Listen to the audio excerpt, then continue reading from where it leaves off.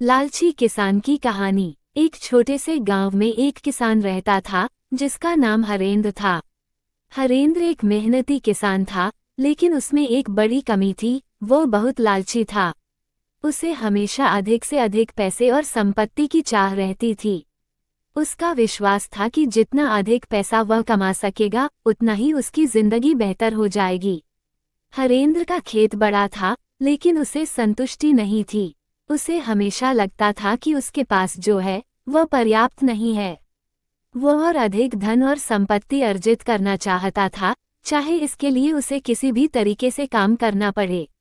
वह बहुत मेहनत करता था, लेकिन उसे अपनी मेहनत के बदले हमेशा कुछ और चाहिए था। वह अक्सर अपने दोस्तों से कहता, अगर मेरे पास और अधिक जमीन होती तो मैं और भी अधिक फसल उगा सकता था और ज्यादा पैसे कमा सकता था। एक दिन गांव में एक व्यापारी आया और उसने हरेंद्र से कहा, तुम्हारे पास इतना बड़ा खेत है, लेकिन तुम उस पर सही तरीके से खेती नहीं कर रहे हो। अगर तुम अपनी जमीन को और अधिक उपजाऊ बनाना चाहते हो तो मुझे अपना खेत बेच दो। मैं तुम्हें इसके बदले बहुत अच्छा पैसा दूंगा। हरेंद्र को ये प्रस्ताव सुनकर बहुत अच्छा लगा। उसने सोचा, अगर मैं इस जमीन को बेच दूं तो मुझे बहुत सारा पैसा मिलेगा, जिसे मैं और अधिक संपत्ति में बदल सकता हूँ। बिना किसी ज्यादा सोच विचार के हरेंद्र ने अपनी जमीन बेचने का फैसला कर लिया। उसने व्यापारी से समझौता किया और अपने खेत को बेच दिया। तब तक हरेंद्र को यह एहसास नहीं हुआ था कि उसने एक बहुत बड़ी गलती कर दी है। जैसे ही उसने अपनी जमीन बेच दी, उसे एक खालीपन महसूस होने लगा।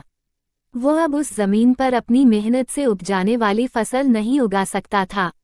वो कुछ समय तक व्यापारी द्वारा दिए गए पैसे का आनंद लेता रहा, लेकिन धीरे धीरे उसे यह समझ में आने लगा कि केवल पैसे से संतुष्टि नहीं मिलती। अब उसे हर रोज खेत में काम करने की याद आती थी और उसे यह महसूस होता था कि उसकी जिंदगी में कुछ कमी है। वह समझने लगा कि केवल संपत्ति का पीछा करना ही सही नहीं था। कुछ महीने बाद हरेंद्र को एक नया अवसर मिला। गांव में एक और बड़ा मेला हुआ और बहुत सारे व्यापारी और किसान अपने उत्पाद लेकर आए थे। हरेंद्र ने वहां एक नया व्यापार शुरू करने का सोचा और किसानों से सस्ते में बीज और उर्वरक खरीदे।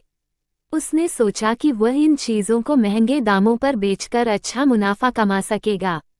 लेकिन व्यापारी ने उसे समझाया, तुम्हें ये समझना होगा कि व्यापार केवल पैसे कमाने के लिए नहीं है, बल्कि यह किसानों की मदद करने का एक तरीका होना चाहिए। अगर तुम किसानों को महंगे दामों पर बीज और उर्वरक बेचोगे तो तुम उन्हें धोखा दे रहे हो। इस पर हरेंद्र को गुस्सा आया और उसने व्यापारी से कहा, मुझे क्या फर्क पड़ता है?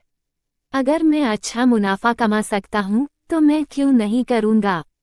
व्यापारी मुस्कुराते हुए बोला, तुम्हारा दृष्टिकोण गलत है। ये सच है कि पैसे से खुशियाँ मिलती हैं, लेकिन केवल पैसे के पीछे भागने से आत्मा को शांति नहीं मिलती। एक दिन तुम्हें एहसास होगा कि तुमने अपनी जिंदगी की असली चीजों को खो दिया है। हरेंद्र ने व्यापारी की बातों को हल्के में लिया और उस पर ध्यान नहीं दिया। वह अपना व्यापार बढ़ाता गया और सस्ते में खरीदी गई चीजों को महंगे दामों पर बेचना जारी रखा। लेकिन उसे यह नहीं पता था कि उसकी इस लालच और धोखाधड़ी का परिणाम क्या होगा। कुछ समय बाद गांव के किसानों को एहसास हुआ कि हरेंद्र उन्हें महंगे दामों पर सामान बेच रहा है। वे सब इकट्ठा हुए और हरेंद्र के खिलाफ प्रदर्शन करने लगे। गांव में धीरे धीरे खबर फैल गई कि हरेंद्र एक लालची व्यक्ति है जो केवल अपने फायदे के लिए दूसरों का शोषण करता है। एक दिन हरेंद्र का व्यापार टूट गया। उसकी असली जिंदगी के फैसले उसे पीछे खींचने लगे थे। गांव के लोग उसकी मदद करने के बजाय उससे दूर हो गए थे। अब हरेंद्र को ये समझ में आया कि पैसा और संपत्ति से कहीं अधिक महत्वपूर्ण है ईमानदारी और मेहनत।